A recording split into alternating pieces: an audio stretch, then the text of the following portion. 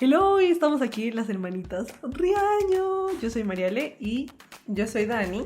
estamos muy felices porque les vamos a abrir nuestro corazón. Vamos a ser muy sinceras, muy transparentes, con el propósito de que cada uno de ustedes se quede con un anhelo en su corazón, se quede con un mensaje.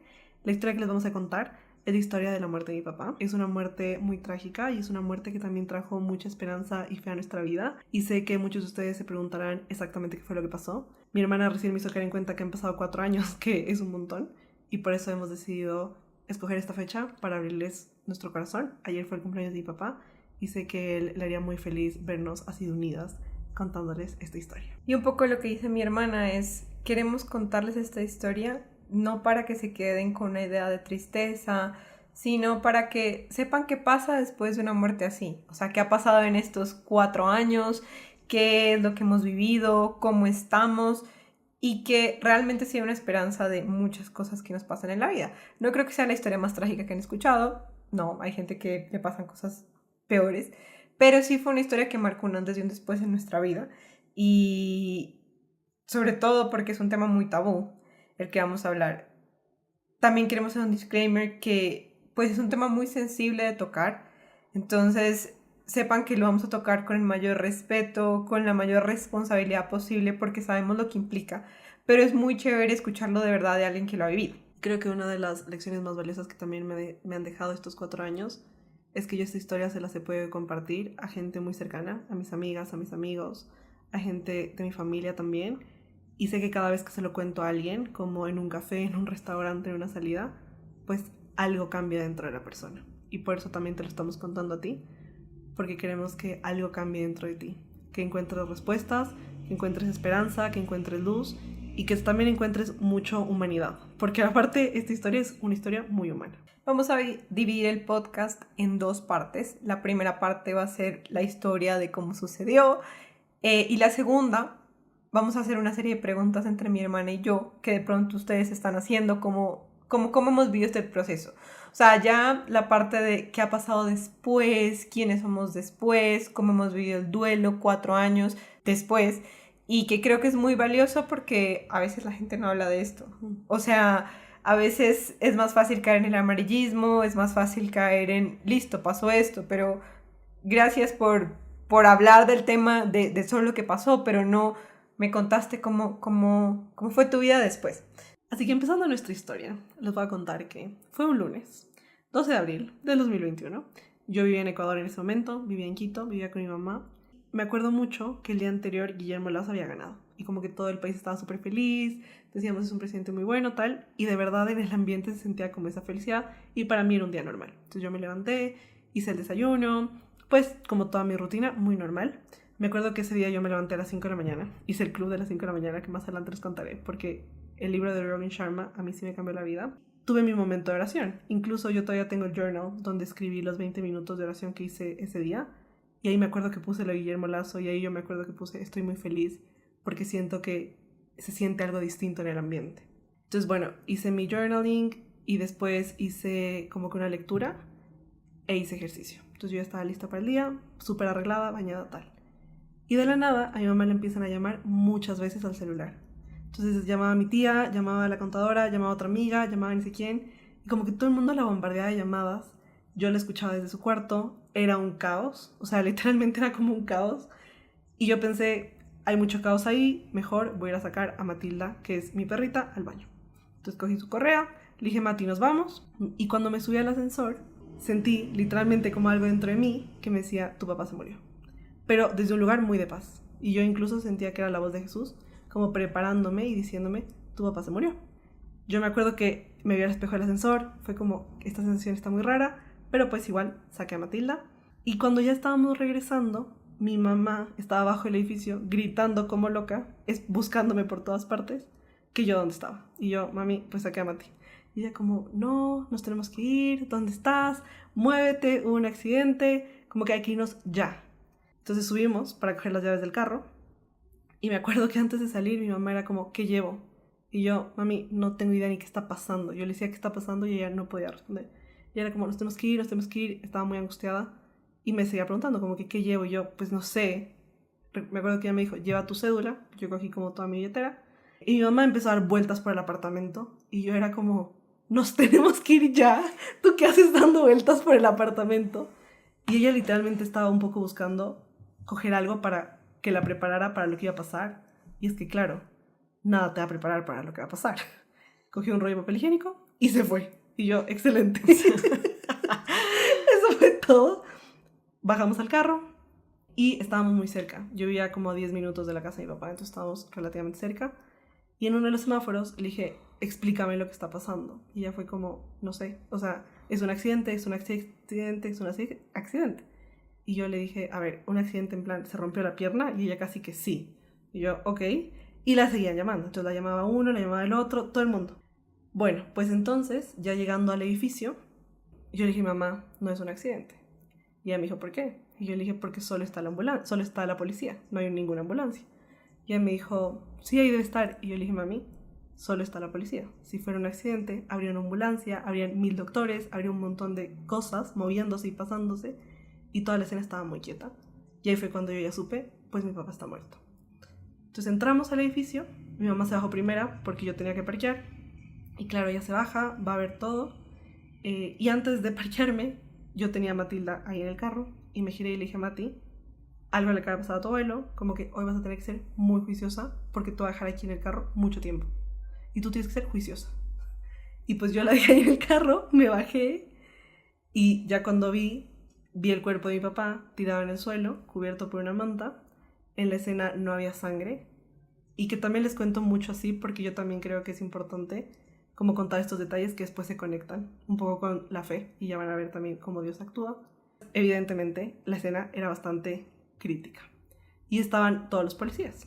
Que no me acuerdo muy bien por qué no podían mover el cuerpo, creo que necesitaban esperar que alguien llegara. Entonces me pidieron la cédula, fue como, ¿tú quién eres? Yo les dije, soy la hija.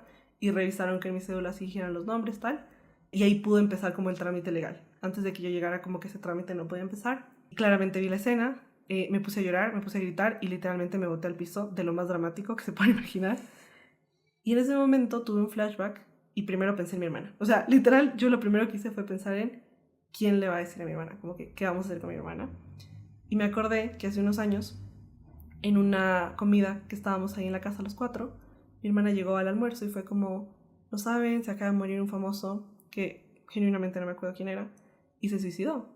Y ella empezó a contar que le parecía muy doloroso, que decía cómo se iba a haber sentido esa persona, o sea, como que realmente la conmovió mucho. Y me acuerdo claramente que dijo, esa es la única muerte que yo no podría soportar, como que prefiero cualquier otra cosa, menos eso, porque siento que es algo que yo no podría soportar. Y después, ya aterrizándome en el día, pues yo dije, si yo no le cuento a mi hermana, ¿ella cómo se va a enterar? Porque otra parte que pasó, y que a mí me da un poco de miedo que se enterara así, es que como esto era una escena tan público, y el lugar donde sucedió todo era pues una avenida principal, pues no era sobre la avenida, pero era en la avenida, o sea, muy cerquita de la avenida, pues habían muchos medios. O sea, cuando yo llegué ya habían medios, estaba el noticiero, había gente grabando, había gente tomando fotos. Hoy en día todo se mueve muy rápido. Entonces yo dije, le tengo que contar. Abrí WhatsApp para escribirle y le empecé a escribir como, Dani, tengo algo muy importante que decirte. Y dije, no, eso no tiene sentido, borré. Después dije, Dani, mi papá se murió. Y fue como, obviamente no le voy a decir eso por WhatsApp, borré. Y la llamé. Entonces ella fue como, hola, Ale, tal, ¿qué quieres? Y yo, Dani, mi papá se murió. Y ella no entendió. Le repetí, Dani, mi papá se murió. No entendió. Otra persona cogió el celular y ahí le expliqué y le dije, mi papá se acaba de morir. Y como que ahí recién mi hermana entró en esa verdad. Y bueno, antes de contar mi parte de lo que yo estaba haciendo durante esta escena, el contexto es que esto fue en el 2021, en pleno coronavirus. Yo estaba entre Quito y Bogotá, porque yo trabajo en Bogotá y he vivido ya por muchos años en Bogotá, pero en ese momento, por el coronavirus y todo, yo estaba yendo y viniendo y estaba como ya los últimos meses un poco más en Bogotá, en Quito, perdón, porque podía trabajar remoto. También un poco el contexto es que mi papá tenía una enfermedad mental desde hace ya muchos años, una enfermedad compleja, que es un trastorno de bipolaridad, que para los que no saben es un trastorno que implica como unos cambios de humor muy bruscos por periodos de tiempo, digamos, por ciertos periodos de tiempo, no en el mismo día, sino, no sé, épocas, temporadas. Entonces, temporadas de depresión, temporadas de algo que llaman manía, que quiere decir como unos ataques como de euforia masiva, o incluso de ira masiva, que ese era el caso de mi papá. Y nosotros ya llevábamos en esto un montón de tiempo. Lo que pasa es que en la pandemia esto se acrecentó muchísimo y empezamos a tener muchísimos problemas. Todo este tema de manía se acrecentó, que causó muchos problemas en la familia. Y bueno, eso es una historia mucho más profunda, pero para que sepan que sí hay un contexto de enfermedad mental y que esto no es algo como una casualidad que pasó, sino sí hay un contexto. Entonces, en ese contexto, en medio de todo, yo pues con esta enfermedad de mi papá, sobre todo estaba muy preocupada, yo sabía lo que estaba pasando en mi casa y iba y venía, pero en mi trabajo me ofrecieron vacunarme. Y era en esa época donde todo el mundo se iba como a, no sé, Miami o yo qué sé, La Porra a vacunarse. Y entonces mi mamá me dijo, pues vete, es chévere. Al final, pues no sé si chévere es la palabra, pero importante que te vacunes, qué bien que la embajada te está ofreciendo eso, entonces pues lo mejor es que viajes. Entonces yo había viajado una semana antes a Bogotá muy nerviosa porque sabía toda la situación, era una situación muy complicada todo lo que estaba pasando y también con un mal presentimiento.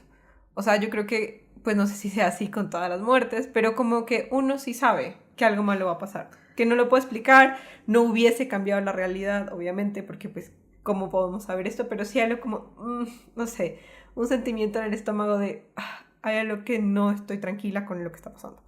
Entonces, bueno, yo estaba arreglándome para ir a vacunarme, estaba en el baño como peinándome, lo que sea, mi hermana me llama y yo digo, pero, o sea, ¿qué pasa? O sea, es decir, mi primera reacción fue como, o sea, no entiendo, como que no entiendo si esto es real, no es real.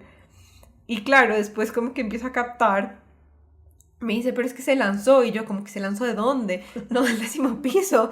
Y yo, ¿cómo así? Entonces, bueno, como que yo entro un poco en shock, gracias a Dios, pues en el novio que tenía en esa época estaba conmigo, entonces un poco como que él pudo recogerme, su familia, recogerme en el sentido como más figurativo. Y también literal, como... Y también literal, como sostenerme, soporte. exacto, porque yo la verdad es que si no, no hubiera podido. Fue como, tengo que buscar un vuelo a Quito porque necesito irme ya, ya, ya. Y súper nerviosa porque, pues, volar no era tan fácil en esa época, había muchas restricciones y yo decía, no, como, si no me voy ya, o sea, ¿qué va a pasar? Bueno, finalmente logró conseguir un vuelo, llorar todo el día, estar súper nerviosa. Gracias a Dios en esa época todos teníamos mascarillas, entonces tampoco se veía que yo estaba como en ese estado de shock emocional, pero sí fueron como unas horas muy, muy largas y muy, sí, como de mucha confusión. O sea, solo yo lloraba, todo el mundo estaba muy angustiado. Y también para mí saber que mi mamá y mi hermana estaban lejos con este problema, con el cuerpo de mi papá botado básicamente en la calle, era muy duro. Y creo que fue un día bastante largo. Eso es lo que puedo decir de ese día. Y que claramente uno no sabe cómo actuar y claro, las demás personas no saben tú qué tienes. Entonces yo me acuerdo que igual Dani me contaba que en el aeropuerto se pelea con todo el mundo y decía, claro... Ay, sí, es que estaba bravísima. Porque es que me querían, no me acuerdo si me querían cobrar más y yo como, señor, hoy no es el día. O sea, de verdad, hoy no es el día para esto. Pero, pues, porque sí, uno a veces no sabe lo que la gente está atravesando. Y yo ese día aprendí muchísimo eso, como que uno nunca sabe lo que está pasando detrás del día de alguien. Porque claro, entonces, yo por qué no le podía contar bien a mi hermana lo que había sucedido. Uno, porque yo aún no sabía, o sea, yo acababa de llegar a la escena, yo aún no entendía bien. Dos, porque a mi alrededor había mucha gente que no lo estaba escuchando por las razones correctas y se notaba que la intención no era la más sana. Entonces, como les contaba, estaba toda esta gente como el noticiero, periódico, gente random así de la calle que uno se para a ver y yo era como, ¿tú quién eres? O sea, sal de aquí. Había un montón de policías y también habían otras personas que yo no quisiera que hubieran estado. O sea, que genuinamente personas que a mí me incomodaban muchísimo, personas con las que literalmente, pues, no, yo no quería compartir ese momento. Entonces, claro, mi hermana me dice, ¿pero qué pasó? ¿Qué pasó tal? Porque después cogió el celular y yo, Dani, ahorita no es el momento para decirte. ¿Qué pasó? Y yo, Daniela, que no, y dale con el qué pasó. Hasta que dije, Daniela, que se lanzó. Y ahí como que mi hermana, ya, también todo mal. Sí, todo mal. Y entonces después le dije, este no es el momento para hablar, voy a ir a revisar bien qué pasó y te contaré. Entonces ahí como que colgamos la llamada. Yo siempre he tenido como este gusto por el misterio y los detectives. Entonces dije, es mi momento para jugar a ser del FBI. Y como que ir a inspeccionar el área. Pues yo entré a ese edificio. Claro, todo el mundo estaba afuera. Entonces como que al final nadie estaba dentro. Entonces yo entré tal, fui al apartamento. Y lo que estaba pasando es que mi papá se estaba traseando desde el piso 3 hasta el 10º o el 11, que yo no me acuerdo bien cuál era, pero uno de los dos. Y yo fui a los dos apartamentos. Fui al apartamento del 3er piso a ver un poco la situación. No había nadie cuando yo fui. Fui al 11º piso y vi la ventana. Porque entonces, a mí, ¿qué fue lo que me molestó? Que cuando yo estaba abajo, una de estas personas que les digo que me incomodaba muchísimo se me acerca y me dice, ay no, cómo lo siento, tu papá estaba colgando una cortina y se cayó. Oigan, y me dio tanto mal genio, pero tanto mal genio, que esa persona tenía un vaso con agua para mí y yo cogí y se lo boté. Fue como, ¿qué me estás diciendo? O sea, no me engañes porque no soy tonta, no soy ingenua, y tú y yo sabemos que eso no fue así. Entonces, claro, cuando subo, estaba la ventana abierta, como de la sala. Era un edificio antiguo, entonces las ventanas eran muy grandes, que por eso sé que hoy en día las ventanas no son así, especialmente los edificios altos, pero esa ventana era muy grande, o sea, literalmente entraba una persona completa. Había una silla para poder subirse a la ventana y estaba la cortina. Y entonces yo dije, pues quiero ver lo que él vio. Entonces yo me acerqué a la escena y dije, me voy a arrodillar para que la ventana me quede a mi altura de mis ojos y no caerme yo. Y entonces como que fui arrodillada tal. Y cuando vi la vista, lo primero que vi fue la iglesia que quedaba en ese barrio, que era una iglesia que a veces íbamos. Y como que me impactó mucho y pensé, ¿será que mi papá también vio lo mismo? ¿Será que mi papá al final lo que primero vio también fue la iglesia como la veía yo? Y claro, después empecé a analizar la escena. Él había dejado su celular, lo dejé en la mesa, yo lo vi ahí. Y empecé como que a ver absolutamente todo. Las pisadas, por ejemplo, de los zapatos que también se veían. O sea, literalmente yo como detective. Tomaba nota en mi cabeza, veía todo. Y me fui a recorrer los cuartos, la cocina, la sala, todo. Y en el cuarto yo encontré varias cosas. Entonces, en el cuarto, por ejemplo, estaba como en una mesa, estaba la Biblia. Que eso a mí se me hizo muy raro porque mi papá no era de leer la Biblia. Y estaba abierta como en una parte. Y yo la empecé a leer y me acuerdo que lo que decía era como algo mucho también de la vida, de la esperanza de Jesús. Y también al lado de la Biblia había un crucifijo, que era la cara de Jesús crucificado. No era tanto toda la cruz, sino la cara, como mucho de ese sufrimiento. Y pues había una virgen. Y eso para mí fue como súper raro, como que yo genuinamente no me lo imaginaba como que a él rezando, en ese momento especialmente. Y después pues encontré que en su closet también tenía muchas cosas que yo le había dado. Entonces, por ejemplo, estaba un cuadro de los Beatles, porque le encantaban los Beatles, que yo le había hecho con lentejuelas. Y ahí estaba. Y eso para mí fue súper bonito como verlo. Y claro, y ya cuando yo estaba ya sola, porque los policías nos subieron hasta 30 minutos después, o sea, yo tuve como 30 minutos para ver toda la escena, se me ocurrió y dije, tengo que contarle a la gente. O sea, tengo que contarle a la gente. Entonces llamé a una amiga, que fue la primera que se me ocurrió de manera muy random, y dije, ella se va a encargar de contarle a todo el mundo, o sea, ya está. Entonces la llamé tal y le dije, hola, ¿cómo estás? Ay, no, ella me vio llorando. Y le dije, te tengo que contar. Y me dijo, ¿qué pasó? Y le dije, mi papá se murió. Oigan, yo le conté eso y la niña empezó a llorar más que yo. O sea, pero no podía parar y lloraba y lloraba y lloraba. Y yo le decía, no llores más porque yo qué. Y ella, pero no te entiendo, explícame qué pasó, tal. Y ella estaba en la casa con sus papás, entonces los papás también, la mamá también se puso a llorar. El papá como, ¿qué pasó? Y ahí le conté y por primera vez le dije a mi amiga, mi papá se lanzó desde el 11º piso y se suicidó. Y se murió. Y claro, esa fue la primera vez que yo lo dije en voz alta. Y ahí fue cuando la primera vez que me enfrenté a decir, como que eso igual es muy fuerte. O sea, solo decirlo es algo que a uno le cuesta. Y ahí viene lo que mi hermana decía, de que es un tema tabú, porque también mucha gente se lo guarda. Y lo más triste, creo que también de estas historias, es que no solamente se lo guardan, sino que lo niegan o lo mienten.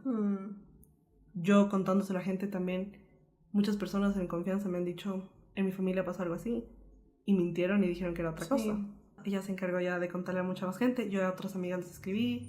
También escribí en un chat de como que todo mi curso del colegio, para que la gente ya sepa. Y ahí ya empezó un poco el, ok, ahora que sigue. Y antes de que yo siga contando, creo que también pues mi hermana les puede contar un poco cómo ella le contó al resto del mundo. Porque claro, es una noticia que uno no puede contar así nomás, porque igual es confuso, es raro. Sí. A uno le da miedo contarlo, pero tampoco es algo que no se pueda quedar guardado cuando igual se siente tanto. Pues es que del otro lado, yo seguía en Bogotá esperando el vuelo, creo que el vuelo fue en la noche, entonces realmente sí tuve bastante tiempo para llorar y se me vinieron toda clase de pensamientos a la cabeza, como desde qué es lo que supone que yo debería estar haciendo en este momento. Luego llanto, luego confusión, luego bueno, ¿a quién le cuento? Entonces claro, y pues gracias a Dios estaba la familia de mi exnovio en ese momento, ellos de verdad fueron como muy buenos, como en al menos de que yo no estaba sola. Y yo creo que Dios sabe cómo hace sus cosas, porque tal vez yo no hubiera aguantado esa escena. O sea, para mí, yo soy muy nerviosa. Y gracias a Dios, no fuiste, o sea, fuiste tú y no mi mamá la que me contó, porque también creo que mi mamá también estaba muy nerviosa, creo que esa es otra parte de la historia, pero desde otra perspectiva muy distinta. Que yo sí le conté a algunas amigas, yo no me acuerdo muy bien yo qué fue lo que dije, pero lo que yo sí me acuerdo es que los días antes de la muerte de mi papá yo estaba muy preocupada. Él se murió en abril, entonces había caído Semana Santa como una semana antes, y yo me acuerdo que pues era muy difícil ir a los oficios de esa Semana Santa, pero que yo todo lo ofrecí por mi papá.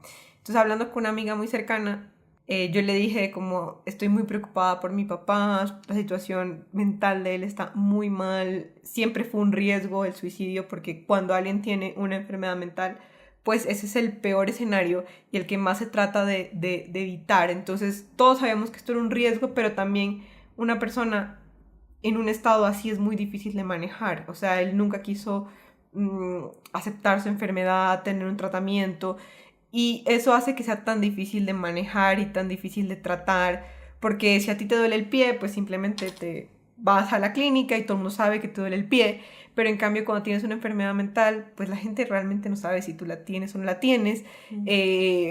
A veces dices, como, ¿será que la loca soy yo? Creo que eso nos lo cuestionamos muchas veces, como, ¿pero será que mi papá sí está enfermo, no está enfermo? Hasta el día de hoy a veces yo soy como, ¿pero será que esto sí pasó? O sea, muy raro. Entonces, en todo ese estrés, mi amiga me dice, pues rezarle a San José. O sea, empecemos a rezarle una treintena a San José. Yo nunca había sido muy amiga de San José. O sea, pues sabía que existía, me daba igual. Entonces yo dije, bueno, empecemos a rezar. Yo empecé a rezar en el día, y creo que en el día 3 o 4 fue que mi papá se muere. Y yo me quedo un poco como, me acordé de la treintena que estaba haciendo, como, Señor, pero esto no fue lo que te pedí. O sea, yo te estaba pidiendo un milagro por mi papá.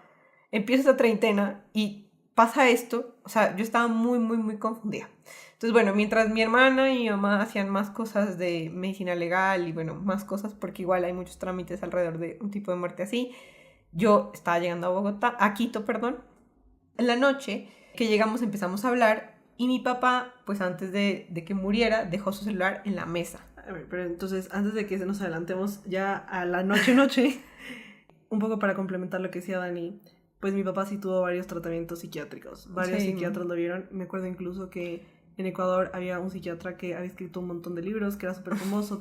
Lo llevamos y yo salía histérica. O sea, cada vez que lo llevamos salía histérica, porque yo me acuerdo que muchas veces me sentaban a mí y me decían, mira, tu papá está bien, el problema son ustedes tres. O sea, el problema literalmente son ustedes tres. Los doctores siempre nos terminaban regañando, como que nadie daba con la enfermedad. Y claro, las enfermedades psiquiátricas, desde mi perspectiva personal, tienen también un componente muy espiritual.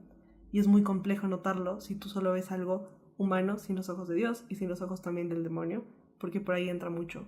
Entonces, para mí, cuando uno de los psiquiatras me decía como, tu papá está perfecto, yo decía, es imposible. Porque si él estuviera perfecto, no estaría, uno, haciendo todo lo que está haciendo, y dos, nosotros no estaríamos sufriendo como estábamos sufriendo. Porque de verdad había muchos problemas de violencia, había muchos problemas de muchas situaciones alrededor que eran muy graves. No, y porque no sé qué tan difícil es diagnosticar una enfermedad mental, pero la de mi papá fue muy dura. Y yo creo que siempre hay este punto de decir, pero ¿será que de verdad está enfermo? O incluso con gente que tiene solo depresión, porque digamos que la enfermedad de mi papá la empezamos a notar fue por los episodios más depresivos. Y que a veces uno subestima esto. O sea, como que es entre listo, te diagnostican, pero luego es como, ¿pero será que sí está tan mal? O sea, como que ¿será que de verdad eso como te impide hacer algo? ¿Será que eso sí es una enfermedad? Y fue algo con lo que nosotros luchamos por muchos años, sobre todo con el término de depresión, y que ya después fue un diagnóstico de bipolaridad que fue mucho más complejo, porque aparte nadie, no sé, como que nadie lograba... Fuimos a muchos médicos, de hecho, muchos psiquiatras, y siempre este fue el riesgo. Claramente, el psiquiatra que se dio cuenta ya del veredicto final, digámoslo así, pues igual ya era muy tarde en el sentido de, él nos dijo, miren, esta es la situación, pero pues ya está muy avanzado todo. O sea, como que sí hay solución, claramente sí, pero igual ya todo está muy avanzado. Y él era una persona muy difícil de tratar, o sea, él no era alguien que se dejaba tratar fácilmente. Y algo que tengo que decir es que yo antes de vivir esto, yo pensaba que un suicidio se podía prevenir. O sea, hoy en día no sé si la respuesta es que sí o no. Y yo no sé si en el caso de mi papá esto se podría haber hecho. Yo a veces pienso, no sé, veo mucha gente que dice como, no sé, prevengamos el suicidio, habla de tus problemas. Yo creo que es algo mucho más profundo que eso. O sea, que honestamente implica muchos temas. Las enfermedades mentales son muy complejas.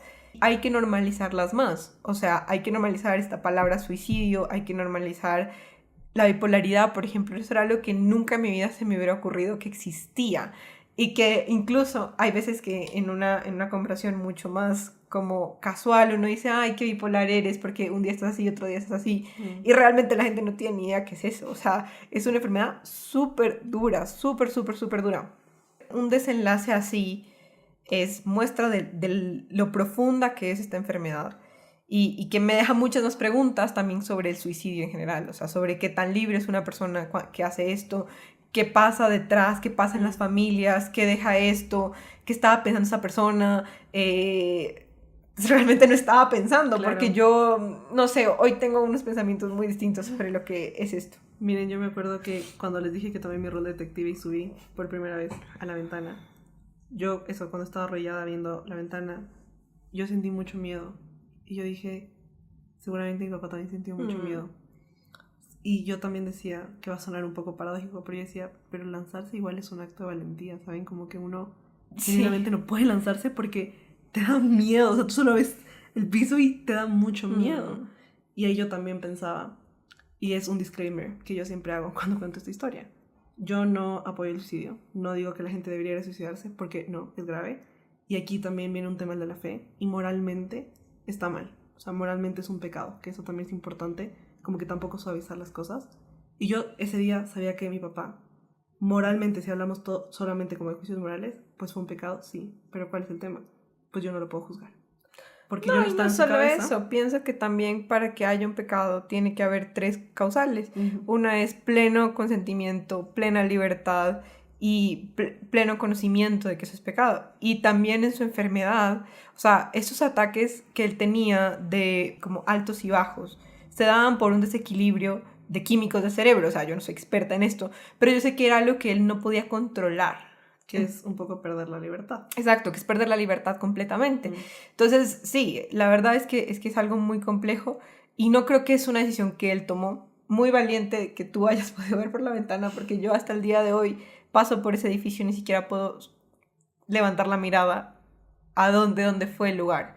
Porque para mí fue muy, muy traumático solo imaginarme la escena y solo pensar como mi papá como hizo esto, o sea, que estaba pensando qué sentía, qué tristeza, qué vacío, o sea, creo que, y sobre todo si alguien conoce a mi papá, es decir, ese no era él realmente, o sea, era una persona tan activa, tan trabajadora, siempre él nunca le quedaba pequeño nada, entonces era muy difícil también, y creo que lo más difícil de una enfermedad mental es que en un punto la persona deja de ser quien es.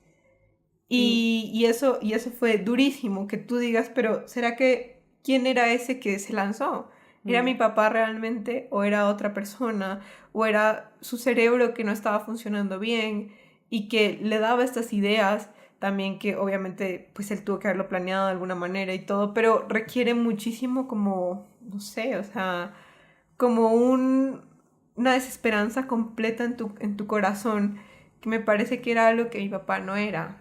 Incluso ahorita me acabo de acordar de una parte que se van a dar cuenta que a lo largo de esos 4 años mi cerebro igual bloqueó muchas cosas. Hay cosas que yo recién me estoy acordando, como esta que les voy a contar. Claro, yo vi la escena de la ventana y en la ventana había un filo metálico, plateado, como las cosas que recubren las ventanas y para abrir y cerrar.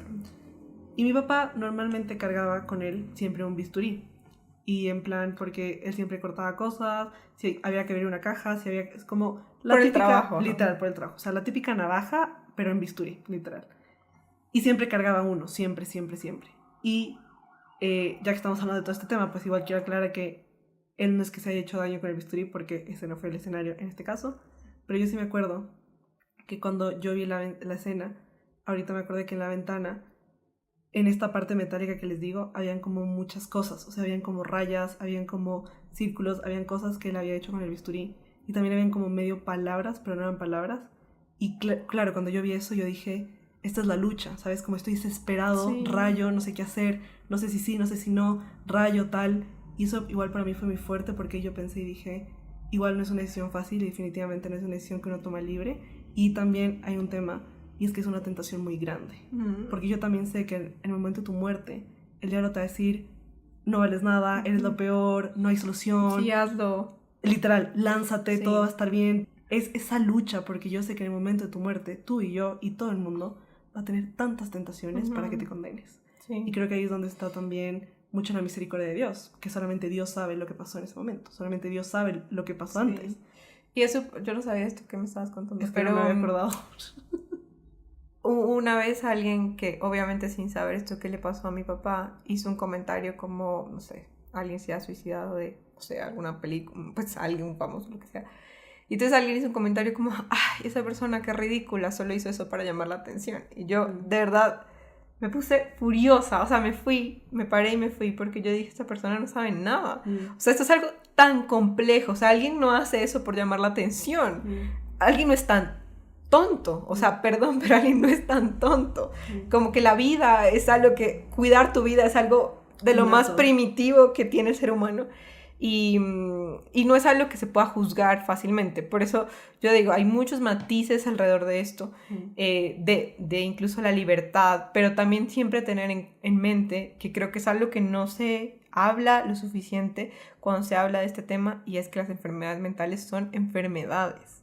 Y te quitan la libertad y digamos que hacen que tu cerebro no funcione como en la normalidad, porque obviamente alguien cuerdo no se plantea eso, porque simplemente es que es una decisión demasiado dura, o sea, demasiado peligrosa, demasiado compleja de tomar. Incluso en este escenario, pues normalmente las personas que se suicidan no lo piensan de la noche a la mañana, sino que ya viene mucho tiempo. Se lo pueden contar a gente, se lo pueden no contar.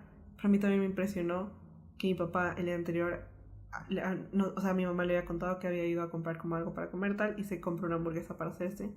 Y cuando yo fui a la cocina, yo vi que él ni siquiera cenó. O sea, como que ya, claro, era tanta la desesperanza de vida que ya ni siquiera comías. Como que ya, porque la hamburguesa estaba hecha, estaba perfecta. Y obviamente, pues, para uno llegar también a ese punto es porque también hay como muchas tentaciones que uno ha aceptado. Y yo también lo vi. También hubo cosas que yo vi tal que yo a veces con eso soy súper radical. Porque también digo, mi posición desde ese día fue, no voy a juzgar la escena porque yo no soy Dios para juzgar, y creo que es chévere darle a Dios ese puesto. Decirle, Dios, tú eres el juez, tú encárgate, yo tengo que jugar mi rol, o si no yo me hubiera enloquecido. Pero sí, sé que es una batalla también espiritual muy grande, porque el demonio igual te va a mostrar la tentación siempre. Sí. Y la tentación también estaba para nosotros, decir, fue nuestra culpa, si yo hubiera estado, si no hubiera estado, si hubiera dicho, si no hubiera dicho, si hubiera preguntado, si no hubiera preguntado. Obviamente después de una muerte, especialmente una muerte violenta, el demonio te va a tentar y te va a decir, por tu culpa se murió. Sí. Tú pudiste haber sido más inteligente, tú pudiste haberte dado cuenta. Sí. Y la verdad es que si Dios permitió que se muriera, es porque también era su hora.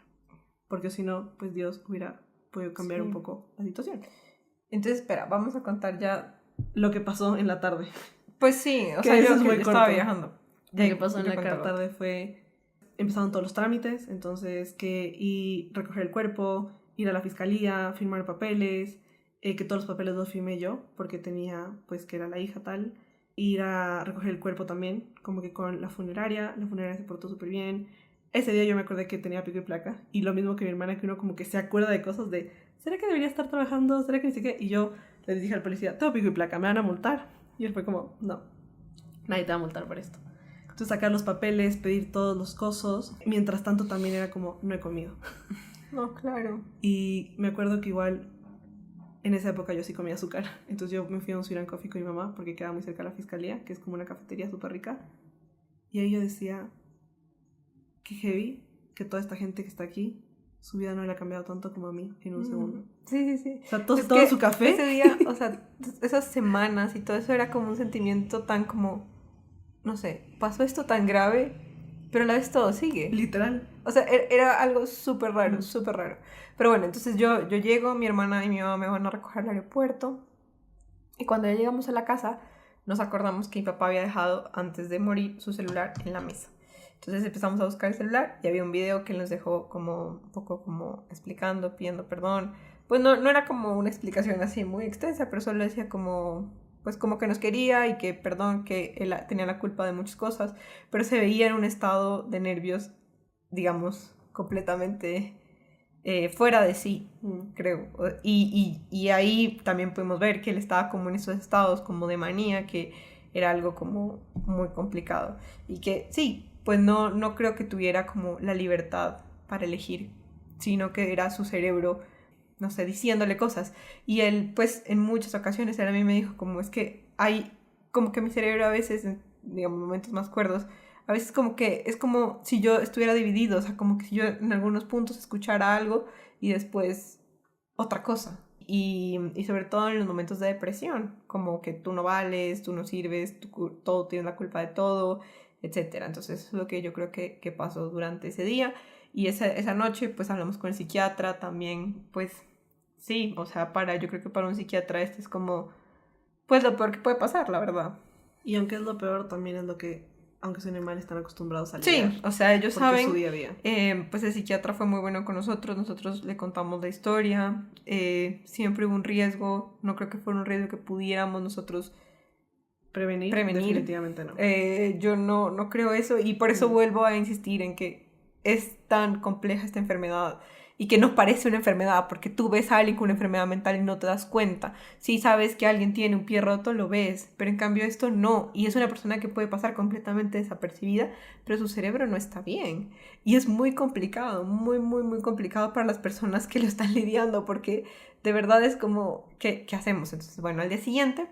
Ah, no, pero esa noche obviamente no dormimos. No dormimos.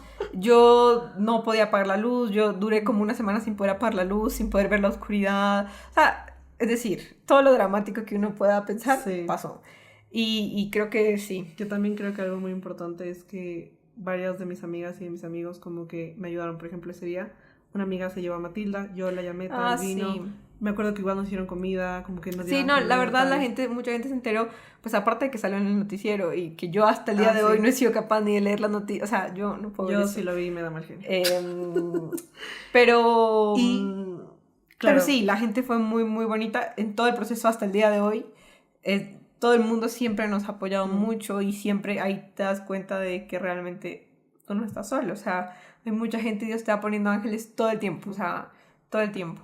Y pues después de que hablamos mi mamá, mi hermana y yo igual dije, pues yo lo voy a contar en historias porque yo en ese momento también tenía mi cuenta súper pública, ya gracias a mi imagen. Y entonces yo grabé unas historias contando como, miren, mi papá se murió. No me acuerdo bien qué dije, ahí debe estar en mi archivo. Y oigan, en serio no se imaginan la cantidad de mensajes que me llegaron, o sea, por WhatsApp, por Instagram, por todas partes. Yo duraba como 8 horas seguidas respondiendo. La gente me escribía y fue muy lindo saber que también las muertes no se pueden vivir solas. O sea, tú una muerte no la puedes sostener sola porque necesitas gente que rece por ti. Y bueno, al día siguiente, creo que el día siguiente fue la la velación. No, al día siguiente. Fue al día siguiente. Creo que el día porque es que siguiente también en el contexto de pandemia era todo un poco más lento, como más pequeño, diferente a una muerte pues en tiempos normales. Exacto. Y fue muy chévere porque al día siguiente nos confesamos.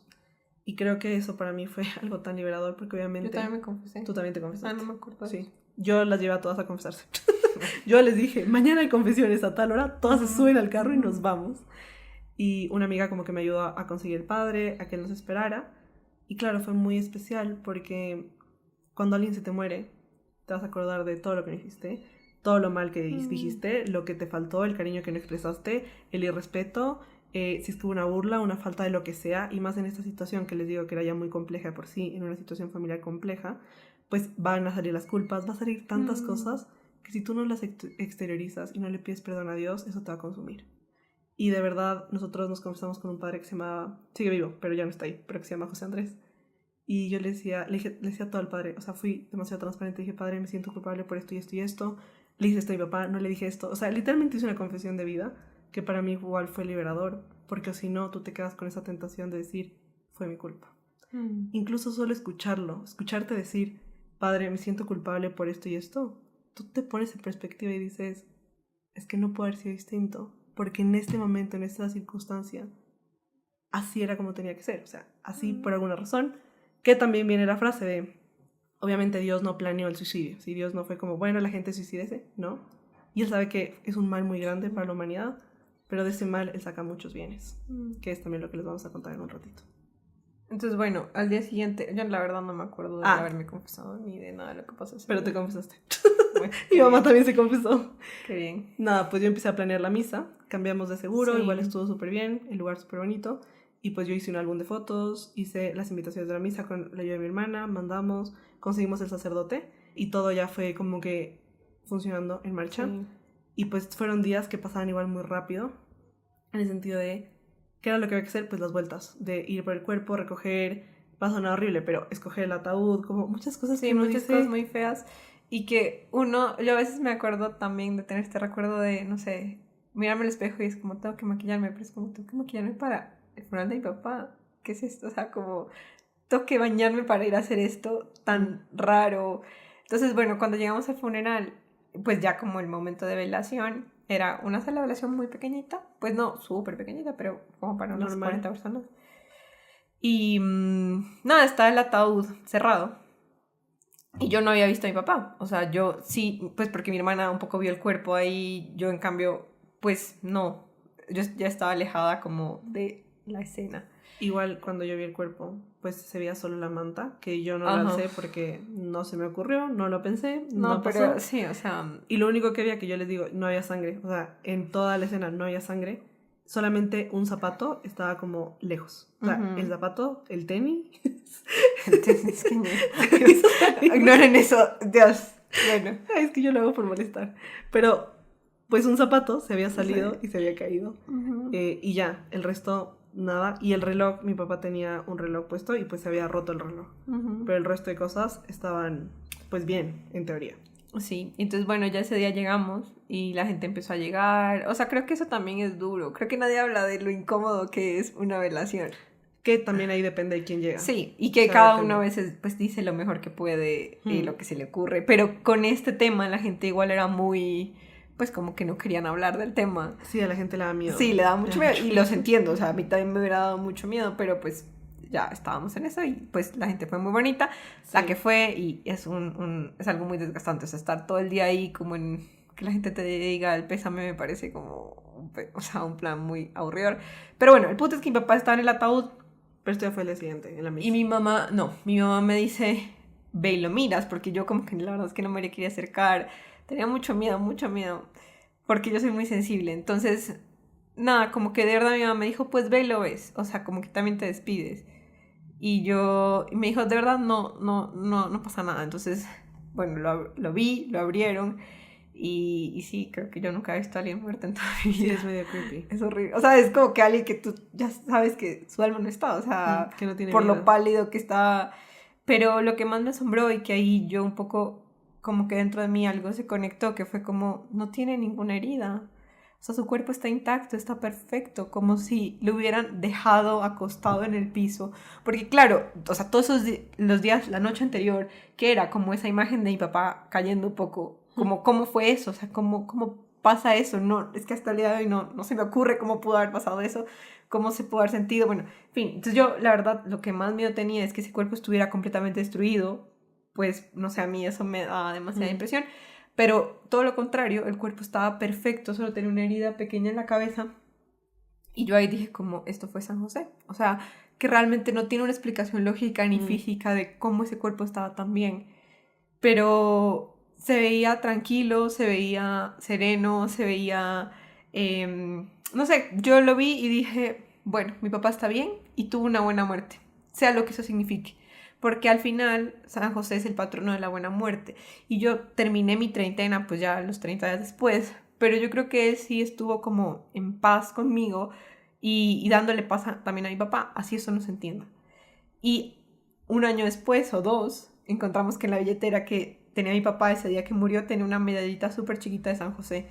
Y yo ahí dije como, de realmente, pues mi papá no era de tener medallitas, ni mucho menos.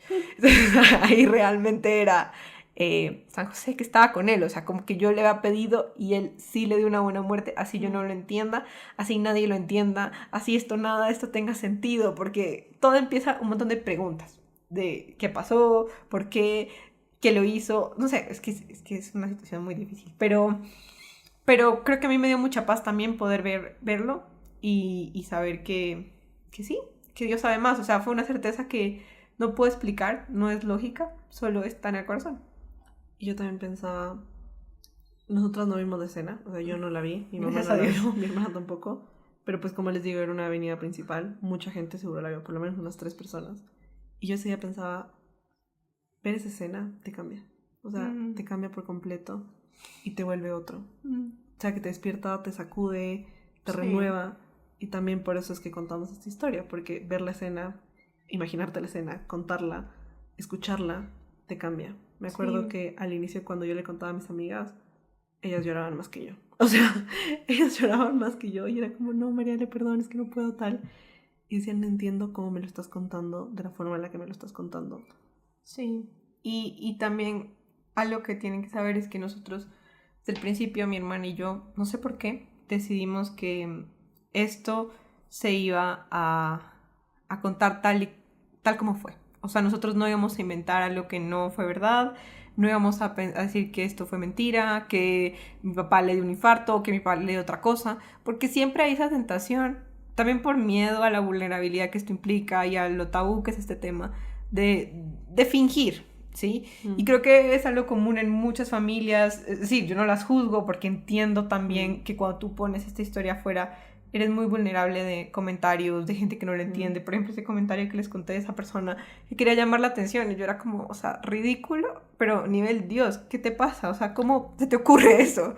¿Y cómo eres tan insensible? Pero claro, también es muy difícil entender algo que tú no has vivido y algo que, digamos, en medios y en las redes sociales, pues hoy se habla más y se está normalizando, pero realmente es algo muy complejo. Y ya para terminar la historia como tal, pues el funeral fue, la verdad, un funeral muy, muy bonito. O sea, yo creo que es el funeral más lindo que yo he ido en toda mi vida, que no soy experta, gracias a Dios, en funerales. Pero sí fue muy especial. Mi hermana hizo un álbum de fotos muy bonito. No fue algo triste, o sea, claramente el tema era muy difícil y claramente pues había mucho dolor, mucho dolor. Pero también en medio de ese dolor, creo que es una bendición sentirlo porque solo aquel que ama sabe lo que duele ese tipo de cosas. O sea, yo creo que hablábamos antes con mi hermana y yo le decía algo que a mí me quedó, es que cuando tú ves la muerte de cerca, sabes que estás vivo. O sea, y realmente, y sabes que estás vivo porque sabes que estás sintiendo un vacío tan profundo en el estómago y un sufrimiento tan grande que sabes que estás aquí. Y que por más de que todo esto era como tan inverosímil, porque es que todo parecía como una película. O sea, yo esos días, y todo creo que el mes, yo me sentía como una película, como que tú estás muy perdido, como que tú no entiendes qué es lo que está pasando, o sea, como que estás viviendo, existiendo, pero también un poco en piloto automático, porque tu cuerpo está como un poco anestesiado del shock. Entonces todo lo que haces realmente es como porque Dios es bueno, porque literal, era horrible, o sea, no, hay cosas que yo no me acuerdo. Y entonces, el día del funeral, pues mi hermana y yo y mi mamá también dieron unas palabras todas súper bonitas. Y yo no sé, creo que todas sacamos fuerza como de algún lado, porque, es decir, hay veces que yo ahora he ido como a un par de funerales y yo también entiendo cuando la gente no quiere hablar porque está muy afectada.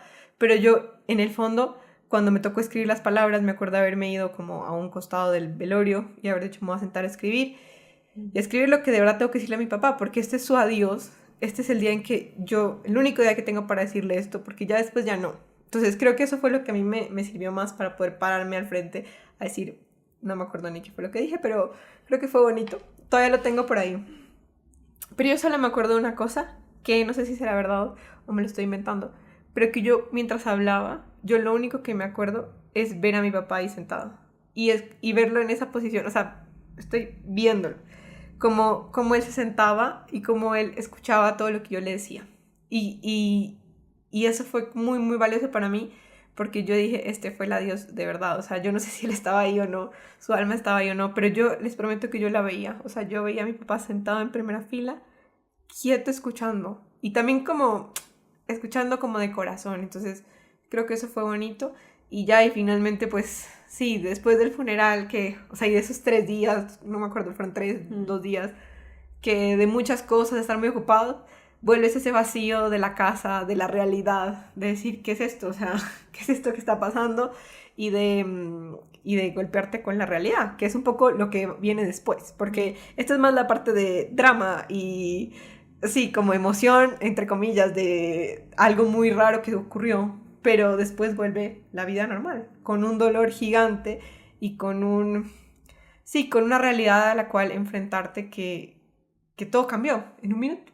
Y que no sabes muy bien qué hacer con lo que Exacto, sea. y no sabes eso qué va a implicar.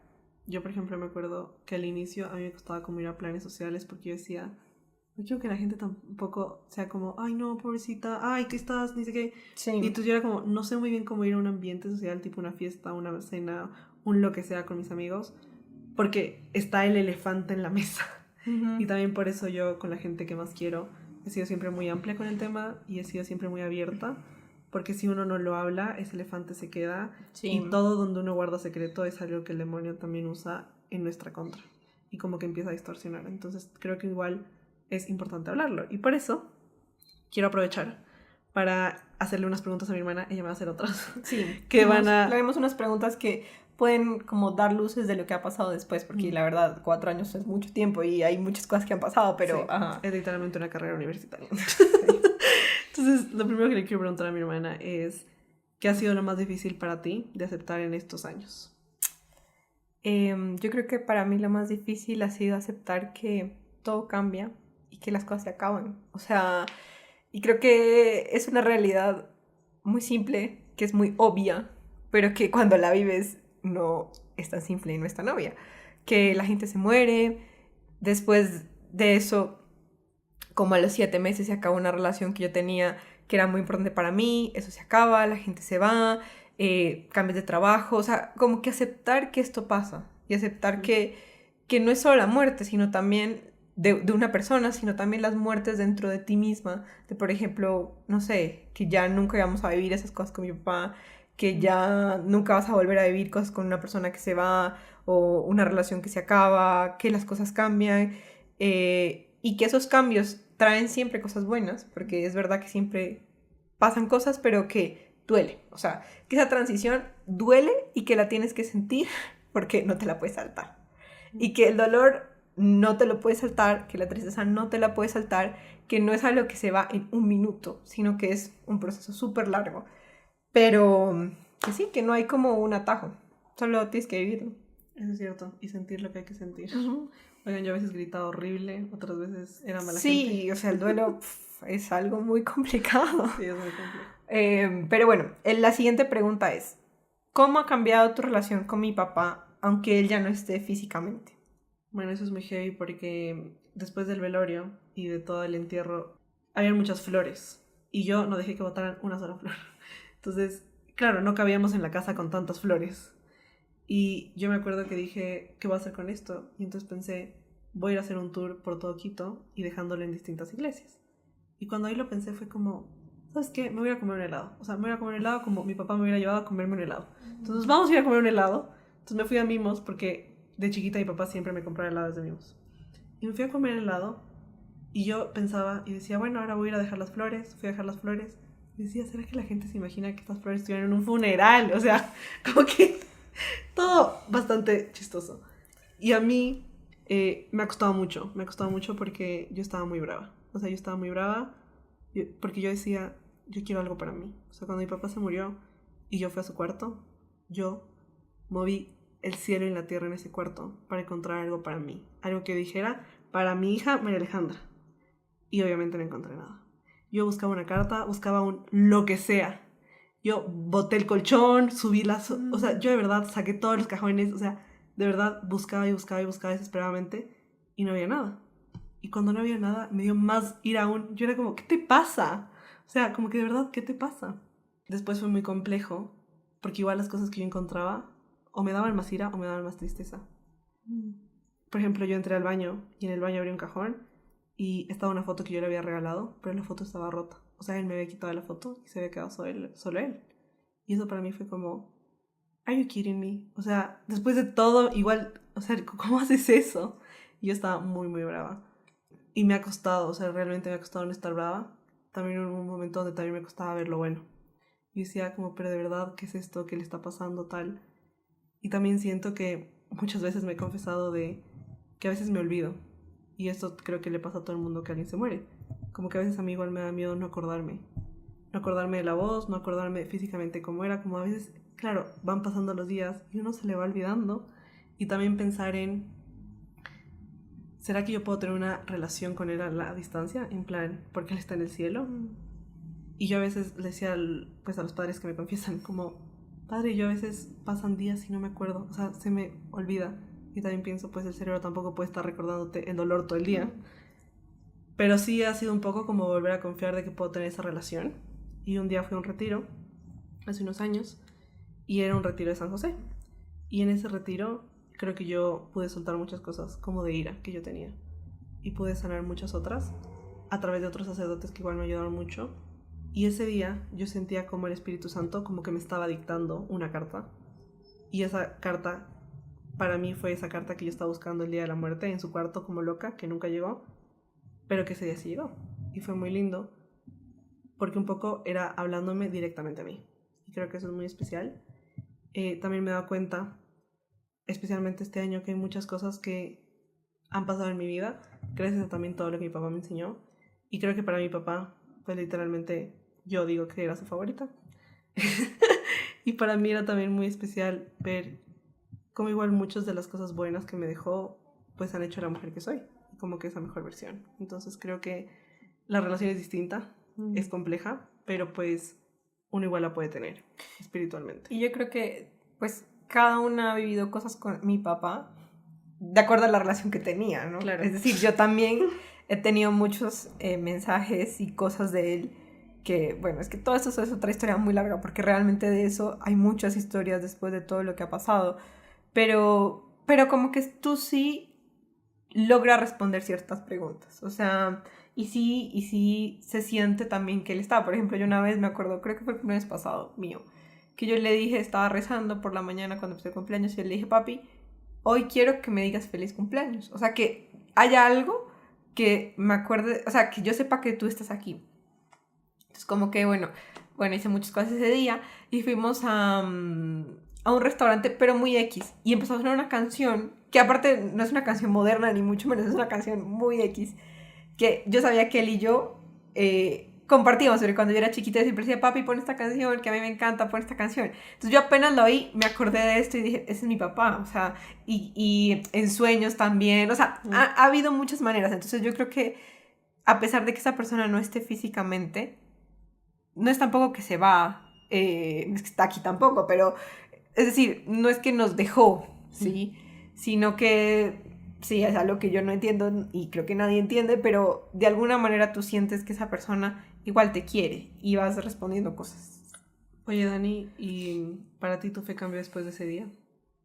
Mi fe cambió mucho y creo que esto da para otro podcast. Y también yo le decía a mi hermana, algo que yo no quiero que pase es que cuando esta historia la contemos no hablemos de Dios, porque independiente de lo que tú creas, esta historia no tiene ningún sentido si Dios no está, porque si Dios no está es simplemente una derrota, o sea, simplemente es como, pues sí, te terminó matando, fue un final triste, pero por eso es lo chévere lo que ha pasado después, de que la conversión que yo he tenido ha sido súper profunda, de que Dios, o sea, me ha dejado literalmente como de rodillas, tirada, sin nadie, porque después de eso, digamos que mi papá, eso fue un martes, que se murió. El viernes a mí me avisaron que me había ganado una beca en Madrid para irme a estudiar una maestría, que era un super bad timing, porque, es decir, todas las psicólogas me decían, esto no es el momento para tú mudarte a otro país, estás viéndolo muy complicado, esto es algo como muy difícil de vivir, muy difícil de atravesar, y irte a otro país era pues también más duelos y más duelos y más duelos y enfrentarte como una realidad donde tú no estabas como cobijada. Yo igual, pues todo me salió, entonces yo dije, bueno, pues es el momento de irme. Luego cuando estaba allá, se terminó una relación de 4 años y otro duelo más y yo decía, señor, o sea, ¿esto es en serio? De verdad ya llegó un punto en que a mí, o sea, el duelo tiene muchas etapas, tiene muchas emociones, hay felicidad, hay tristeza, hay rabia, hay mucha rabia. Y mucha rabia con Dios, porque yo decía, pero a ti, ¿qué te pasa? O sea, yo igual he sido una buena persona, yo igual rezo, y a ti, o sea, como, ¿qué te pasa? ¿Y qué te pasa como seguir? O sea, como que nada era bueno, porque, claro, cuando yo me fui a Madrid, todo el mundo era como, sí, esto es como un regalo para ti. Y a pesar de que yo sí quería, porque yo había aplicado, pues antes de la muerte de mi papá, antes, mucho antes, ya en ese momento yo decía, esto no tiene sentido, ¿cómo me voy a ir sola? Y fue muy duro vivir eso de lo sola, muy, muy, muy duro. Pero creo que Dios lo permitió así, para que yo realmente solo lo viera a Él. O sea, estuviera tan sola que no tuviera a quién más ver porque Él sabe que yo soy muy terca. Entonces, que si no hubiera sido así, me hubiera vuelto dependiente de otra persona, o de mi hermana, o de mi mamá, y no hubiera podido procesar ese duelo realmente y vivir un dolor horrible, pero que tenía que vivirlo. Entonces yo creo que mi relación con Dios solo mejoró y solo se acrecentó porque fue tan dura la situación que yo tenía dos opciones. O básicamente, no sé, dedicarme a hacer cosas malas, o sea, como a meterme en las drogas o yo qué sé, para no sentir, o cualquier medio de escape, o no sé, a mí no se me hubiera ocurrido ninguna, pero hay muchos medios de escape que están disponibles en el mundo para cuando estás viviendo algo así, o realmente ir y decirle a Dios como, es que no tengo nada, o sea, no tengo nada de nada, tú solamente ayúdame con rabia, porque yo también creo que uno sí se puede acercar a Dios con rabia y decirle, sabes que Dios, esto me parece lo peor, o sea, este es el colmo. Eres el colmo porque ¿cómo permitiste esto? ¿Cómo lo permitiste? Si yo te pedí que no lo hicieras. O sea, obviamente no le había pedido que mi papá no se suicidara, pero le dije, por favor, cúralo. O sea, y tú en realidad podías haberlo curado. Si tú puedes todo, ¿por qué no curaste a mi papá? ¿Y por qué permitiste que se acabara mi relación? ¿Por qué permitiste que yo esté aquí sola, atravesando este duelo muy doloroso? Bueno, es que de verdad, en Madrid me pasa de todo. Pero es que... sí, como que lo único que hizo Dios fue poner todos los medios para que yo lo encontrara. A ver, igual, a mi hermana sí es verdad que en Madrid le pasó de todo, pero quiero decirles pero también Dios estuvo en todo, o sea, Dios, y los milagros que yo vi allá es que de verdad para otro podcast porque, sí. Ajá. Y también yo fui a visitarla, Sí. y me da risa porque yo justo pasé con ella el aniversario de la muerte de mi papá de 1 año. Ah, cierto, no me acordaba de eso. Y ese día yo lo viví por 48 horas. Porque entonces viví ese día en España todo el día. Porque ella se fue ese día temprano. Ajá. Y en Quito, cuando llegué, eran las 5 de la mañana de ese día. Y yo decía, no puede ser, señor. O sea, no, yo de verdad, fueron 48 horas. El mismo día. Oye, sí, no me acordaba de Yo eso. sí o sea, yo decía, no puede ser que justo el aniversario de mi papá, y todo coincidió, o sea, no fue tan a propósito lo del vuelo ni nada, sino todo coincidió. Y yo pensaba, esto no tiene sentido, o sea, no tiene sentido. Sí. Pero sí, hay cosas un poco chistosas de la vida. Y antes de pasar a la siguiente pregunta, que ya casi vamos a cerrar, porque ya llevamos 1 hora aquí, es que a mí a veces me dicen como, wow, es que ustedes son como muy valientes por haber atravesado esto. Y honestamente es que yo no me doy crédito de nada de esto porque yo no sé cómo hemos hecho. O sea, yo no sé. Simplemente yo puedo decir que esta historia tiene sentido y que nosotros somos lo que somos hoy porque siempre hemos tenido a Dios y porque siempre hemos tenido en qué recaer. O sea, gracias a Dios hemos sido católicas desde chiquitas, con muchos altos y bajos, sobre todo yo. Pero siempre he tenido como algo en qué caer cuando lo he necesitado. Y creo que eso solamente ha ido creciendo y creciendo. Y también creo que lo importante de Dios es un poco que tú lo encuentres como una persona. No, pues yo te puedo decir todo el catecismo que tú quieras, toda la teoría que tú quieras, pero eso es lo de menos. O sea, al final, cuando yo realmente sentí que me convertí y que empecé a creer en Dios, fue cuando estaba sola y lo único que había era Él. O sea, y no había nadie más. Y tuve lastimosamente que necesitar eso para poder encontrarlo. Y ojalá no te pase a ti, que necesites estar en ese hueco, que te pase algo de este nivel para que tú conozcas a Dios. O sea, qué mal que haya necesitado esto tan grande para poder reaccionar. Pero sí, no ha sido algo como que, wow, yo me lo atribuyo a mí, a qué fuerte soy. Solamente lo único que hice fue como un poco caminar, decirle sí a Dios cuando me vi como desesperada y pedir la fe. Creo que eso sí fue algo que yo pedí mucho, porque la fe no es como una habilidad mía, es decir, no es como yo digo, wow, yo soy tan buena. Es algo que Dios te regala y tú la tienes que pedir, como Dios, dame más fe, dame más esperanza, dame más caridad, que son como las 3 virtudes teologales, y si las pides, Dios te las da. Y más que hoy es Pentecostés. Ah, sí, hoy es Pentecostés y creo que esa fue una de las razones por las cuales el Espíritu Santo también iluminó esto y este podcast y contar, porque pues no sabemos quién lo va a necesitar. Bueno, ¿y tú qué crees que ha sido el rol de la iglesia y de Dios en este proceso? Pues es que la verdad la iglesia ha sido demasiado importante en la muerte de mi papá, especialmente el Opus Dei, que es una institución de la iglesia católica, entonces es la iglesia también. A mí me ayudó muchísimo, o sea, desde el día 1 yo pensaba y decía, yo estoy en un colegio de la hora y todas mis amigas fueron de ahí, entonces yo decía, gracias a que estudié ahí, tuve amigas que me sostuvieron, que me acompañaron, que me dieron comida, que me dejaron quedarme en su casa, que estuvieron muy pendientes, que me subían, me bajaban, me llevaban, me traían, nos llevaron al aeropuerto, nos recogieron, tal, o sea, nos prestaron carros, o sea, literalmente de todo. También pensaba, el colegio se portó súper bien, empezó a contarle a mucha gente, empezaron a rezar, empezaron a dar misas, a ofrecer misas por mi papá. Los sacerdotes igual, el sacerdote que nos confesó, el sacerdote que nosotros llevamos para dar la misa, porque para mí el sacerdote es muy importante en la misa. Y en la funeraria cuando me dijeron, yo le pregunté como que, ¿qué sacerdote es? Y ellos fueron como, no, el de la parroquia. Yo dije, no, yo traigo el mío, yo traigo todo. El sacerdote fue, llevó el altar, llevó todo, llevó los vasos sagrados, llevó absolutamente todo, hizo todo. Confesó a la gente que quería confesarse, bendijo a todo el mundo. Siempre hay un sacerdote disponible. O sea, si yo quería confesarme, si quería hablar, si quería tener dirección espiritual, pues siempre estaba. También la misa de un mes, que fue con las cenizas. Ah, sí, eso fue en el bonito. colegio y fue súper bonito Sí. porque la dio otro padre que nos conocía mucho y fue muy especial, mucha gente fue de verdad muy lindo. Sí. Y claro, como en ese momento había tanta gente en mi casa porque estaba mi hermana, estaba el que era el novio en ese momento, estaba Matilda, estaba mi mamá, estaba mi tía, estaba mi prima, estaba yo, no cabíamos. Una amiga, que también es de la hora, me ofreció su casa y me dijo, ¿por qué no te vienes unos días acá y descansas, que nadie te hable, que nadie te mire? Y para mí eso fue lo mejor. Me dio la quedada, me dio la comida, me dio la compañía y realmente fue muy bonito. Siento que también la iglesia me enseñó que rezar por los muertos.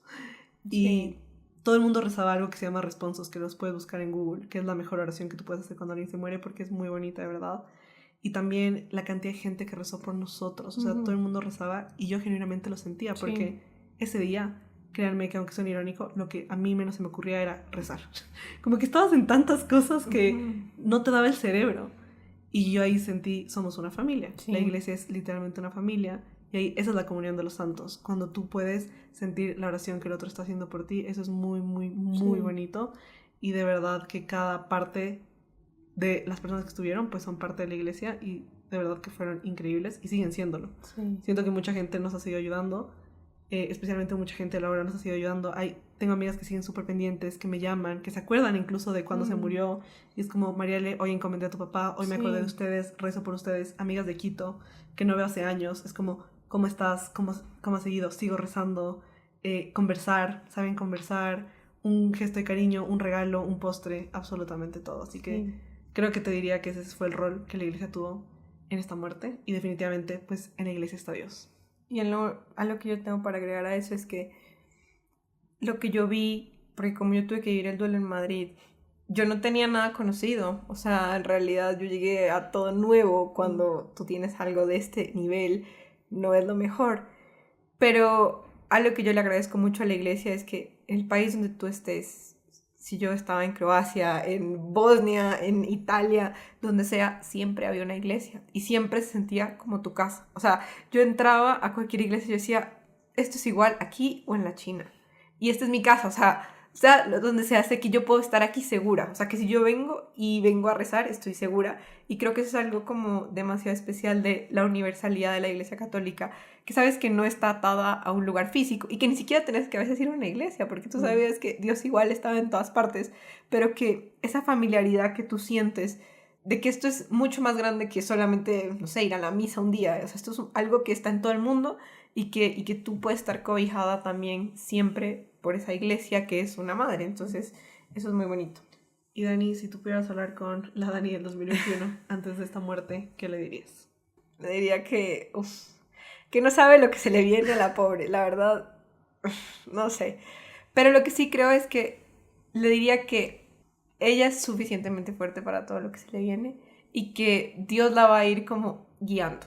O sea, que esté tranquila que los días que va a aparecer donde todo está mal, básicamente todo está mal, nada brilla, nada tiene sentido, eventualmente algo va a tener sentido. Y creo que el proceso, también para ya cerrar un poco con el duelo, que es otro tema muy largo, sí llega un punto en el que tú vuelves a ser tú. O sea, porque creo que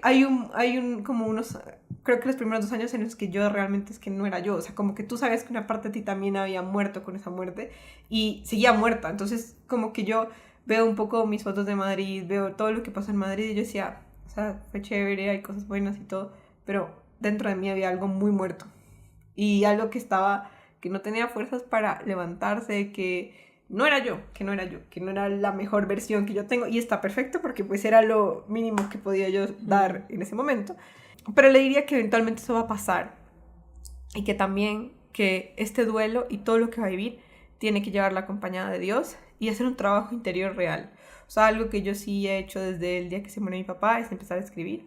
Yo escribo todos los días en mi journal y eso ha sido como lo que a mí más me ha mantenido cuerda durante estos años, porque yo he ido a psicólogos, terapeutas, no sé qué, porque claro, o sea, esto es como todo un proceso y sanar es todo un proceso y hay etapas y hay muchos profesionales que te pueden ayudar, pero lo que me di cuenta fue que el profesional tú hablas una vez a la semana, pero el resto de días, ¿qué? O sea, el resto, a veces yo me acuerdo de estar en Madrid y era tan fuerte lo que yo sentía que yo tenía que escribir 3 veces al día, o sea, y escribía páginas completas de lo que sentía, de las dudas que tenía, de todo lo que tenía que decirle a mi papá, era una manera de hacer oración. Yo se ha mantenido en el tiempo, en estos 4 años.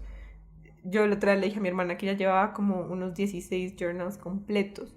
Pues nació este amor a escribir. Entonces decirle a esa Dani que de verdad necesita herramientas y que las use. Porque eso es lo que la va a mantener cuerda y que se mantenga muy pegada a Dios porque eso es lo único que la va a salvar. ¿Y tú qué le dirías a esa Mariale del 2021? Definitivamente le diría que siga siendo el club de las 5 de la mañana, porque yo me acuerdo que ese día que mi papá se murió, yo hice ese club. Así fue como me mantuve tan tranquila. O sea, yo en serio esa semana sentí mucha paz y era porque ese club de las 5 de la mañana me dio orden. Orden para tener un espacio para Dios, orden para tener un espacio para mí y orden para tener un espacio con mi cuerpo. Y eso realmente ordena tu vida. O sea, si tú ordenas tu mañana, literalmente tu día cambia por completo. Y ese orden también se va trasladando a todas las áreas que tú tienes. Y también le diría que trabaje en su crecimiento personal, porque ese dolor tan grande, ese desafío tan grande, no se va a arreglar solo. Sí es verdad que siempre está la opción fácil de decir en modo víctima, ah no, como mi papá se suicidó, es válido que yo tome todos los días, que me emborrache, que me acueste con 5, que haga lo que se me dé la gana, que sea grosera, que trate mal a todo el mundo, que sea odiosa, que literalmente haga lo que yo quiera, y eso no es así. Porque tú también, por ser humano, y tienes como un deber en el mundo, y tu deber es servir al mundo. Y hay 2 formas de vivir. Una siendo una víctima que solo toma, desgasta, se queja, llora y hace shows. Y la otra es ser un héroe. Ser un héroe que sirve al mundo. Ser un héroe que coge todas esas maletas emocionales, todo ese pasado y empieza a trabajarlo. Ser un héroe que ve sus heridas, pero las ve con ojos de crecimiento. Las ve con ojos también de sanación a través de los mismos ojos de Dios. Entonces, en vez de estar en modo víctima y solo pedir y pedir y pedir y tomar del mundo, puedes ponerse en modo héroe y decir qué le puedo dar al mundo a través de esta historia. Y pues todo esto se los cuento porque te quiero dar un pedazo de mi corazón. Y estoy segura que esta historia ha tocado el tuyo. Creo que pregúntate siempre cómo lo que estoy viendo hoy me puede acercar a ser mi mejor versión. Que eso es lo más importante. Decidimos contar esta historia este año, no porque coincidencia, este es el año de la esperanza, que el Papa Francisco lo declaró así, y también para darte una luz de cómo la esperanza se ve en un contexto así. Como dije antes, no creo que esta haya sido la historia más trágica que has escuchado, tampoco la historia más sencilla, pero en medio de todo esto sí hay mucha esperanza, y hay mucha esperanza porque hay algo más grande que nosotros detrás que nos está sosteniendo. Creo que uno sí puede decir qué hace con lo que le pasa. O sea, yo, así como dijo mi hermana, me acuerdo mucho estar volviendo en un avión, no me acuerdo si era, creo que era Quito, Bogotá, y escribir en mi journal como, yo lo único que decía de esta situación y lo único que tengo claro es que sí, yo no voy a ser la hija del señor que suicidó y esto no me va a mí a limitar en la vida, sino todo lo contrario. Esto que me pasó tiene una razón de ser y tiene un propósito. Que haya escrito eso no significa que todo mejoró, que desde ahí ya estaba feliz, no. Pero sí fue una decisión que yo tomé conmigo misma y dije voy a actuar desde ahí y todo el proceso de altos y bajos también siempre ha sido como desde ese lugar, de yo no soy víctima de nada de esto, yo decido qué hacer con esto y esto va a ser una historia que si te la estamos contando también es porque puede resonar de alguna manera en ti y porque también, no sé, Dios elige a ciertas personas para cosas, eso es lo que yo a veces pienso. Y le pregunto, Señor, pero tú con esto que nos pones, ¿qué quieres de nosotros? O sea, esa es una pregunta que yo tengo recurrentemente. De alguna manera se ha respondido, de otra manera no. Pero que sí ha sido una puerta también para conectar con otros, para sanar, para crecer. O sea, la Dani de hoy no es ni la sombra de la Dani que había en 2021. No porque esa Dani estuviera mal, pero porque todo esto la ha transformado muchísimo. Y la ha hecho ser, o sea, realmente lo que más he crecido, tal vez esto no se vea en el exterior, pero interiormente me ha fortalecido muchísimo, que resulta paradójico que algo tan duro te fortalezca, pero es así, o sea, que me haya transformado mi vida interior, mi fe, mi manera de ver el mundo, mi manera de ver la vida. Entonces nunca ha sido una cruz estéril. Ese es el mensaje más grande, que sea cual sea tu cruz, sea lo que sea que estés viviendo, siempre hay raíces de esperanza debajo. Porque esas cruces y esas dificultades ponen semillas que tú decides si cultivarlas o no. Y semillas que pueden germinar en cosas muy, muy positivas para el mundo, no solo para ti, para la sociedad, para tu familia, para tu entorno. Porque al final yo pensaba mucho como en, no sé, en figuras súper grandes, y yo decía, no es que uno tiene que hacer un cambio gigantesco como ir a hacer una fundación gigante y básicamente darle educación a toda la gente del mundo, sino, es decir, este cambio que tú puedes dar es tal vez de un corazón a otro corazón que escuchó una historia o que te vio lo que estás haciendo o que vio que a pesar del dolor tú seguiste adelante. Y esa es la esperanza, o sea, saber que todo lo que tú vives en la tierra tiene un sentido, que no se queda solo aquí y que a pesar de que tú sufras hay algo mucho más grande que es el amor de Dios y también el cielo, que también ha sido lo que hemos descubierto detrás de todo esto. Y yo creo que para cerrar podemos rezar, porque siento que es algo muy importante. Así que, querido Jesús, pues te pido por el corazón de todos los que estamos aquí, de los que nos escuchan, los que nos acompañan, los que rezan. Te pido para que transformes nuestra fe, para que nos des un corazón que quiera vivir una vida llena de vida, una vida con tu propósito, y sobre todo, para que nos muestres cuál es el camino hacia el cielo. Amén.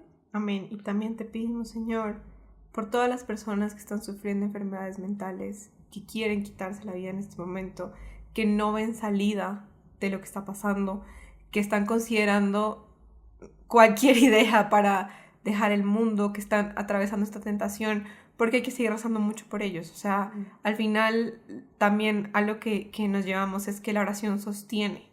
Y la oración ha sostenido el alma de mi papá, nos ha sostenido a nosotros, pero también nuestro deber es seguir rezando por esto.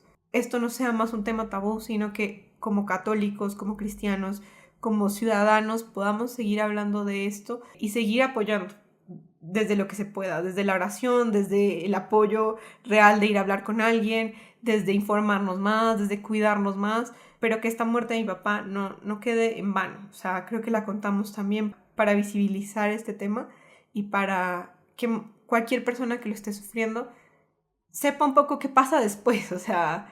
Y ayer que fue el cumpleaños de mi papá, yo reflexioné todo el día y me di cuenta que literalmente lo que mejoró mi papá fue mi hermana. Me dijo el mejor regalo de todo. Así que te quiero, hermana. También. Y que siempre, o sea, es increíble como la cantidad de gente que hay, ¿no? O sea, cómo nuestra relación también ha cambiado, cómo nos hemos unido como familia, cómo ha habido muchas cosas buenas, que es muy bonito, de familia, de conversión, de sanación, de madurar, de usar nuestra voz para esto, porque yo también reflexionando de esto, yo decía, mi papá hubiese querido, o sea, para mí honrar su memoria es que esta historia salga a la luz, porque si no, pues, si la guardamos como en nuestro corazón y no se la contamos a nadie, pues esto no va a tener un impacto en nadie. Que es como la historia de Jesús. O sea, si Jesús muere en la cruz y nadie se entera, pues no tiene sentido. Sí. Por eso los apóstoles fueron por el mundo contando su resurrección también. Sí, entonces muchas gracias por escuchar este podcast.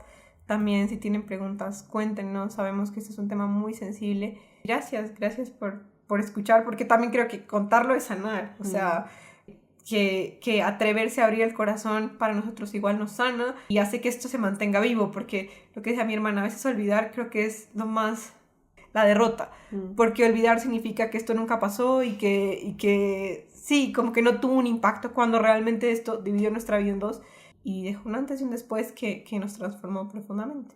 Y cualquier duda, pregunta, si nos quieres contar cómo esto también impactó, pues nos puedes escribir por Instagram. Yo estoy como @marielerianoa. Yo como @dani_riano_a. Igual los vamos a dejar el link en la descripción y seguramente pronto haremos una parte 2. Chao. Chao.